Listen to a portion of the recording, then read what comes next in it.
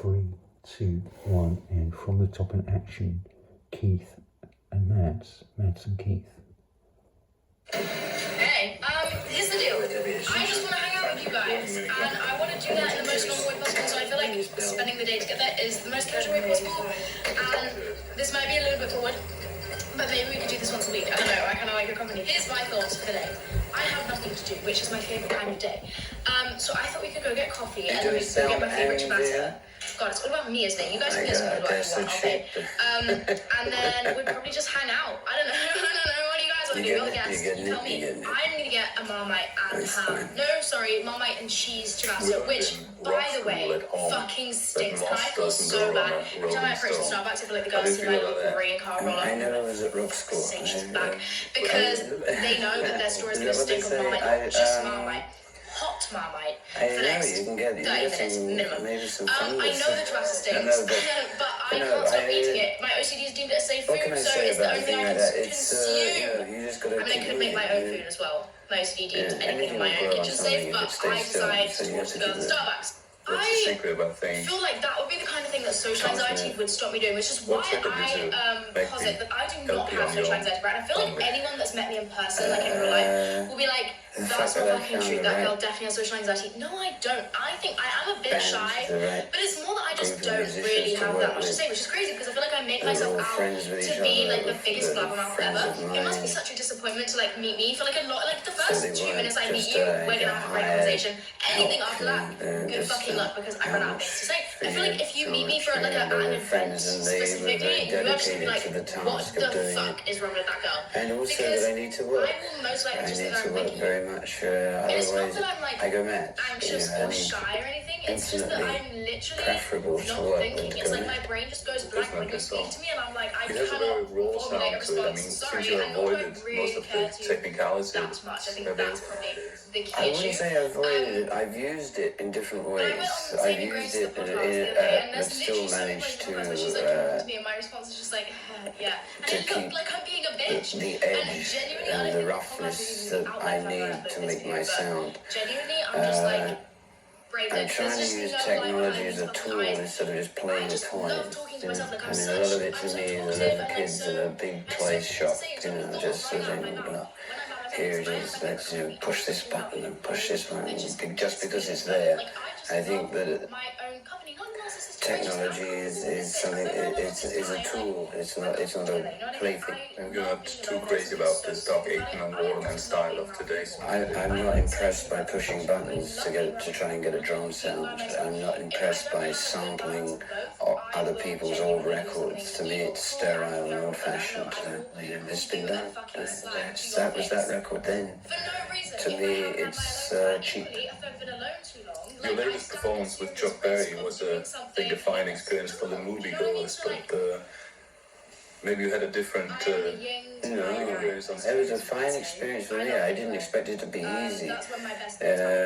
Just because something's difficult to do doesn't mean that you can't enjoy it, as long as you know it's going to be difficult. And I'm used to working with difficult people. I work with Mick Jagger. Chuck Berry, I have more experience with working with difficult people than most. And also I thought, well, if I can handle that, then only the idea of making God's first album would be maybe more difficult. So it was a test for myself as well, as something that I really wanted to do and in a way had to do. You feel it paid your debt to?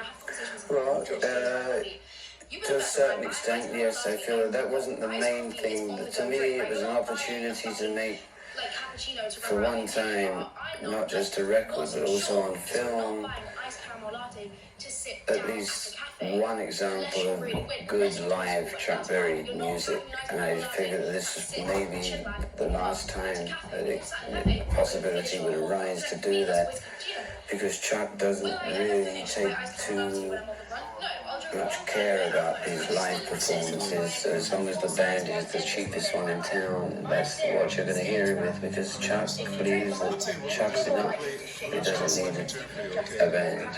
I rehearsed the band in Chuck Berry for almost 2 weeks, and Chuck believes that it's the band that's being rehearsed. Wouldn't occur to Chuck that in actual fact it's him that's being rehearsed. That would never occur to him, you see. How do you see the outlook for the almost vintage combination of sex, drugs, and rock and roll with 1988?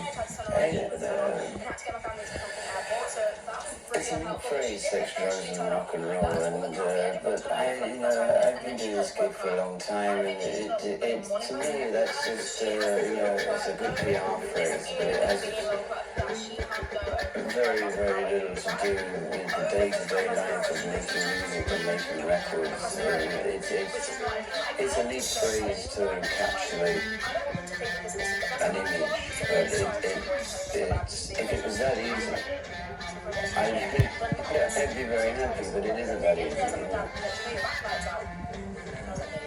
In the past, your name has been very much associated with bosses and different sections of society, but you don't go to prisons anymore.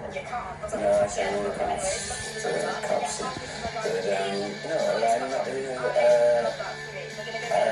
I'm no longer a target for those people, and anyway, the people that did, for one reason or another, try and put me in jail, usually did it for the wrong reason. In fact, some of them are actually in jail now, and I don't know. It's justice will out, one has to believe that. And I was just an easy target for ambitious people. But it seems now that, for instance, in the United States during the elections, that the war on drugs has become a major issue. You'll always have a war on drugs when there's an election in America. The last election was fought on the same issue. In actual fact, you did have no war on drugs at all. In fact, they were monitoring the war with Nicaragua, and they would let drugs into the country in order that the planes could turn around and ship some guns and supplies back to the so-called freedom fighters. I don't know one way or the other. I don't know much about Nicaragua. I'm certainly living in America. You only get a one-sided story. But I mean, anybody that hangs around and kisses Narrated, it's some dodgy company. So war on drugs, you'll have one while this election's going on, and they'll forget all about it. But you didn't have an easy time getting off the hook yourself. It's never easy to get off the hook, but it's not, to me it was a personal thing that I got into. It wasn't my idea to splash it all over the newspapers, all over the world, that I took drugs, and it was something that I thought that I had to deal with personally. They felt that they had to make it a certain cause, they say I was a very easy target, because yes, I was taking drugs. But a lot of the drugs I got actually accused of having weren't actually mine. They brought them with them. I mean, I had no drugs. They wouldn't even bother to look for them. They would just what's this? I mean, it's you learn a certain amount of things about the fragility of society and civilization by going through things like that. And really, you just try and breaking news. In this world, reveals a car fire scheme affecting millions of drivers. This might sound absurd. then trying to learn lessons and learn things that otherwise you wouldn't even bother about. But I found out. What kind of drugs would you recommend for a young, sane person? I don't recommend drugs for anybody. It's totally up to anybody by themselves. What I recommend for people is to learn their own capabilities, their own limitations. And I certainly wouldn't recommend taking drugs for anybody, especially not for Ben Johnson.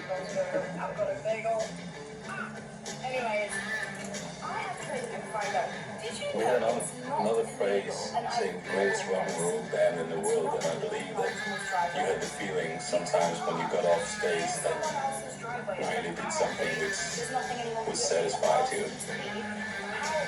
Any different night, some bands think it's the greatest rock and roll band in the world. Some nights, yeah, maybe it was the Rolling Stones. Other nights, you definitely won't. It would depend on the situation, on the show. So you try it, you do your best. Some nights, something takes over the whole stage and you're looking at your fingers and you say, this can't be me, it's too good. I don't play like this, but you don't really have control of it. And you say, well, tonight, we were visited by the spirit, and maybe we were the greatest rock and roll band just for that night. But some nights, damn well, some other band down the road did a lot better job than you. You don't think you had a kind of championship you had to defend? It's not running the runs, is it? Music isn't run, you didn't get a gold medal. You get gold records now and again, but it's all promotion. That's why I'm talking to you now. The last time we saw you in Scandinavia, I saw you in Gothenburg. Yeah.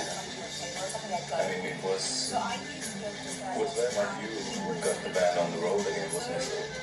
Well, I like to work the road, so in a way I miss the road now because I haven't worked the road since '82, except for jumping up on stage in a club here and there. And if somebody says, hey, come and play, I'll be there like a shot because I really think it's necessary for a musician to play face to face to the audience. And I think that gives you more incentive and more ideas to produce better music.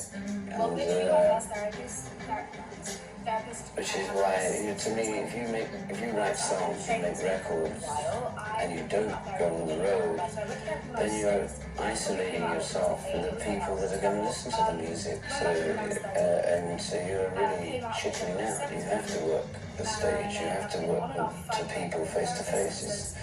It's the other part of the job, and it'll help the other part of the job. Genuinely deserves some kind of. But what's your idea now? I mean, do you have any ambition of getting on the road again? Yeah, I want to take this band that I've worked on this album on the road. I want to play some good theatres to start with because it's a new job for me. And I want to figure out what kind of show I can do and how I can do it.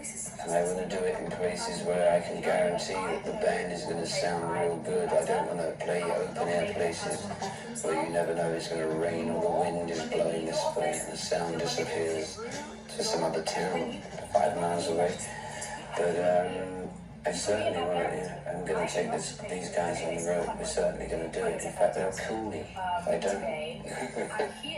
It's going to be called the X. I don't know if we're going to stick with it. That's the name's kind of sticking, but to us it was just our own code word for ourselves while we were making the album, and it was the name written on all the tape boxes, because you don't want Keith Richards and leave a bunch of tape boxes lying around the studios because you know that somebody's going to go in there and bootleg it. So you make up the Stones and various times of people known as the Bulldogs, the Green Shoes, London Cowboys, anything except the Rolling Stones. So you make up a code name every time, So I don't know if that name is going to stick, but everybody in the expensive miners who are now known is very proud of being in that band, no matter what name we end up calling it. It certainly won't be the Keith Richards Orchestra. How do you go about life? I get up in the morning and I breathe, and I put some food in, and I drink a little water, take the dog for a walk. I live as normally as possible. Yeah. With all the time in the world and money is, to me, it's very nice to have, but an awful lot of it goes on lawyers. Their overheads are enormous. even if you are actively in Heavy music for so many years. you always have to find a flaw to work on in order to be Well, if you're talking privately, I can give you a whole list, but not on film, maybe. Things after some time when you stick with some basic things, I mean, you don't go into take a back seat. That's it. You're not like being like I feel like there's nuance here, like I think you understand, but I used to feel like I kind of wasn't worthy of loving myself. enormous. What was the bit about enormous? I don't know what we're talking about. Honestly, it really made me like resent myself, resent my own. We're talking about the band, I mean, what do you think about these big aid concerts or rock against this and that shows that's been going on? I feel very ambiguous about those things because for myself, I don't think that rock and roll music or popular music's main strength and main effect is done in that way. I don't think by making a few big shows and making a bit of money to send to somebody and preaching to people is the strength of this music. I think the strength of this music is far more indirect, far more subtle. And my best illustration of this could maybe be, this is maybe one of the ingredients, the reason you have Glasnost in Russia now is maybe 30 years of this music actually getting through the Iron Curtain and these people growing up and realizing that there is another way of life.